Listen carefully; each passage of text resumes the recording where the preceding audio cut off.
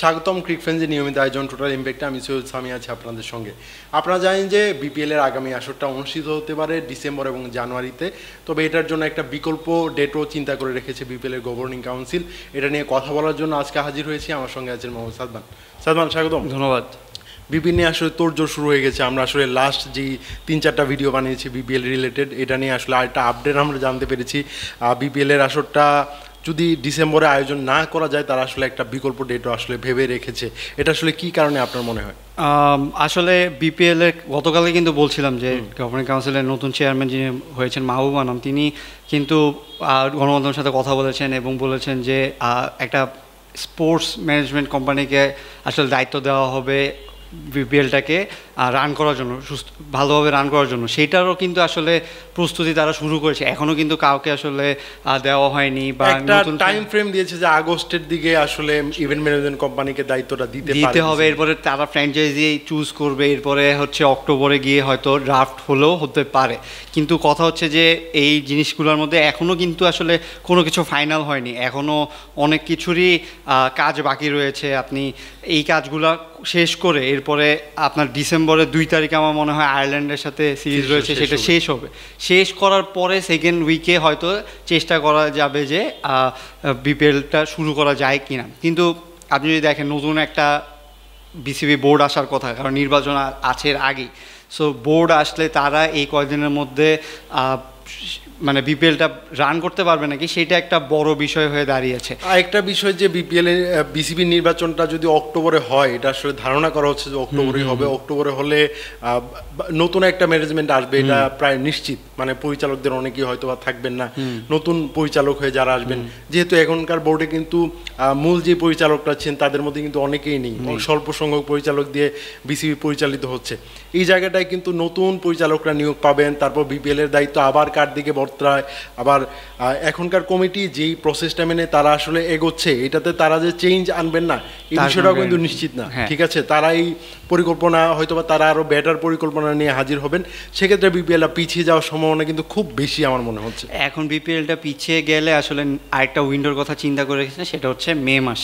কিন্তু এখানে আরেকটা জিনিস থাকতে পারে, আপনার নেক্সট ইয়ারেই কিন্তু ফেব্রুয়ারিতে হচ্ছে T20 ওয়ার্ল্ড কাপ। সো এর আগে আপনি তাড়াহুড়া করে ফেব্রুয়ারি পর্যন্ত বিপিএলটা টানবেন নাকি? কারণ আপনি ডিসেম্বরের সেকেন্ড উইকে শুরু করলে জানুয়ারির মাঝামাঝি সময় পর্যন্ত হয়তো চলে যাবে। আবার ফেব্রুয়ারিতে যদি বিশ্বকাপ হয়, বাংলাদেশের কিছু প্রস্তুতিমূলক সিরিজও কিন্তু থাকতে পারে, যেগুলো আসলে এফটিপির বাইরে।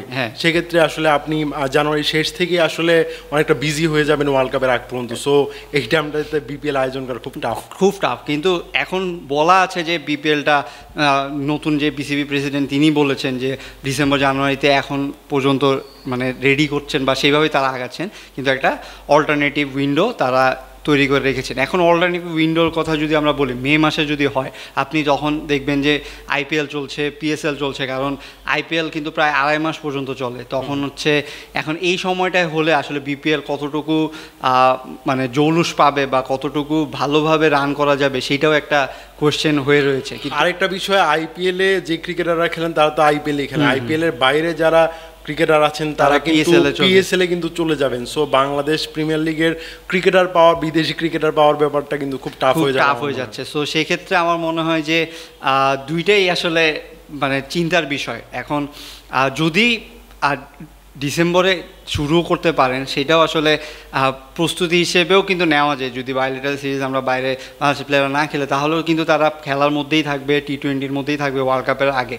এখন এখানে আসলে নির্বাচনটা অনেক বড় একটা ইস্যু হয়ে যাবে। এছাড়াও কিন্তু জাতীয় নির্বাচনের কথাও কিন্তু চলছে যে নেক্সট ইয়ারের প্রথম দিকে হয়তো জাতীয় নির্বাচন হবে। সেই ক্ষেত্রে আসলে দেশের পরিস্থিতিও একটা থমথমে অবস্থায় যেতে পারে, বা নতুনভাবে আবার অনেকদিন পরে নির্বাচন হচ্ছে, রাজনৈতিক দলগুলো সব মাঠে থাকবে।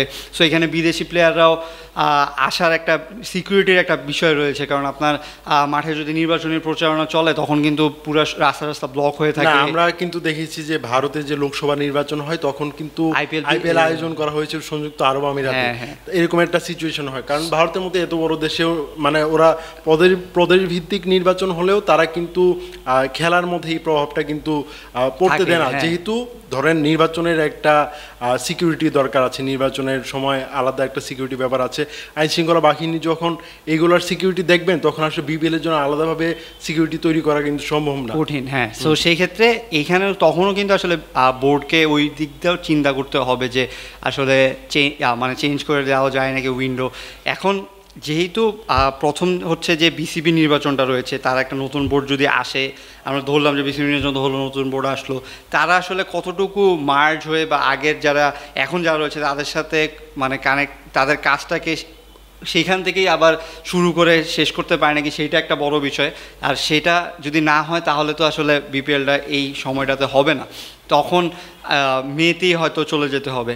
সো আমার মনে হয় যে এবারের বিপিএলটার জন্য দর্শকদের হয়তো ওয়েট করা লাগতে পারে আর একটু বেশি সময়। তবে এটার একটা পজিটিভ দিকও আছে। আমি যেটা ভাবলাম যে ফ্র্যাঞ্চাইজি যারা আসলে দায়িত্ব পাবে, যদি মে মাসে যদি বিপিএল আয়োজন হয়, তারা কিন্তু লম্বা একটা সময় পাবে নিজেদের গুছিয়ে নেওয়ার জন্য। প্রত্যেকটা দলের একটা ব্র্যান্ডিং এর একটা ব্যাপার আছে। আপনি জানেন যে এবারের বিপিএল এ অন্তত 3টা নতুন টিম আসতে চলেছে, তারা এসে 3 মাসের মধ্যে একটা ব্র্যান্ডিং এর ব্যাপার, তারা আসলে সবটা গুছিয়ে উঠতে পারবে না। সো মে মাস পর্যন্ত যদি একটা টাইম পায়, একটা ফ্র্যাঞ্চাইজি আসলে দাঁড়িয়ে যেতে পারে। না, অবশ্যই আপনার এই জিনিসটা তো আসলে খুবই গুরুত্বপূর্ণ। আমরা কিন্তু ওই কোয়ালিটির ফ্র্যাঞ্চাইজি পাচ্ছি না। 2-3টা ফ্র্যাঞ্চাইজি ছাড়া বাকি সবাই কিন্তু এক সিজন করে চলছে। 11টা বিপিএল, 11 নম্বর বিপিএল হবে হচ্ছে নেক্সটটা। সো এর মধ্যেও কিন্তু আমরা এত বছরেও ওইভাবে পাইনি যে 7টা দল 5টা দল একদম ফিক্স ফ্র্যাঞ্চাইজি। সো সেই ব্যাপারটার জন্য ফার্স্টে তো হচ্ছে আসলে বিপিএলকে চুজ করতে হবে, মানে গভর্নিং বডিকে চুজ করতে হবে ভালো ফ্র্যাঞ্চাইজি, এবং তাদের কাজটাকে মানে তাদের যেটা বলছিলেন যে প্রসার করানোর জন্য বা প্রচারের জন্য যে সময়টুকু দেওয়া দরকার, সেইটাও যদি মে মাস পর্যন্ত পায় তাহলে আমার মনে হয় যে এই পজিটিভ দিকটাও ভালো। কিন্তু এখন আমার মনে হয় যে মে মাসে যদি বিপিএল যায়ও, আমরা আইপিএল পিএসএল নিয়ে কথা বলছি, হয়তো আমরা ওই মানের প্লেয়ার না পেলেও হয়তো বিদেশি এমনিও কিন্তু আমরা আসলে অত ভালো প্লেয়ার পাই না এখন রিসেন্ট কয়েকটা বিপিএল এর কারণে, ক্রিকেট থেকে অনেক দিন এমন কিছু নামও দেখি যারা আমরা চিনিও না। হয়তো আমরা স্পোর্টসে কাজ করার পরেও কিন্তু আমরা হয়তো এই প্লেয়ারদের চিনি না। আরেকটা বিষয়, মানে কিছু কিছু ফ্র্যাঞ্চাইজি আছে, ফরচুন বরিশাল কথা বলতে পারেন, আপনি রংপুর রাইডার্সের কথা বলতে পারেন, তাদের সঙ্গে যেসব ক্রিকেটারের সখ্যতা, তারা কিন্তু যত টুর্নামেন্টই চলুক রংপুর এবং বরিশালের হয়ে খেলতে আসবে। সো এইখানে আরেকটা বিষয় হচ্ছে যে পিএসএল যদি হয়, আপনার পাকিস্তানি প্লেয়ারদের কিন্তু একটা চাহিদা আছে বাংলাদেশে। পাকিস্তানি প্লেয়াররা বড় প্লেয়ারদের নাম যদি দেখি, দেখা যাবে যে পাকিস্তানি প্লেয়ারদেরই নাম আসে। সো সেই ক্ষেত্রে পিএসএল বাদ দিয়ে আসলে বিপিএল খেলার কোনো, আপনি বাবর আজম, শাহিন শাহ আফ্রিদির কথা বাদই দেন, আপনি ইমাদু আসিম, ফাহিম আশরাফের কথা চিন্তা করেন, ক্রিকেটাররাও যদি আসেন বিপিএল একটা আলাদা জোর স্বীকার করার। হ্যাঁ, সো সেই ক্ষেত্রে মে মাসে যদি পিএসএল এর সাথে একটা ক্ল্যাশ হয় তখন কিন্তু আপনি পাবেন না। হ্যাঁ, সো আমার মনে হয় যে আরেকটু চিন্তা ভাবনার বিষয় রয়েছে। এখন আসলে ব্যাকআপ উইন্ডো হিসেবে ধরা হয়েছে। আমরা তো আসলে চাই প্রাইমারিটা তো এখনো বাদ হয়নি, প্রাইমারিটা যদি হয় তাহলে তো আসলে সেটাই দর্শকদের জন্য ভালো, সবার জন্য ভালো। কিন্তু এছাড়া যদি না হয় তাহলে মে মাসের কথা আসলে চলছে। ধন্যবাদ সাদমান আমাকে সময় দেওয়ার জন্য। দর্শক, ক্রিক ফ্রেন্ডসের নিয়মিত আয়োজনে আমাদের সঙ্গে থাকার জন্য ধন্যবাদ। পরবর্তী কোনো পর্বে অন্য কোনো বিষয় নিয়ে আবার কথা বলবো, সেই পর্যন্ত আমাদের সঙ্গে থাকুন।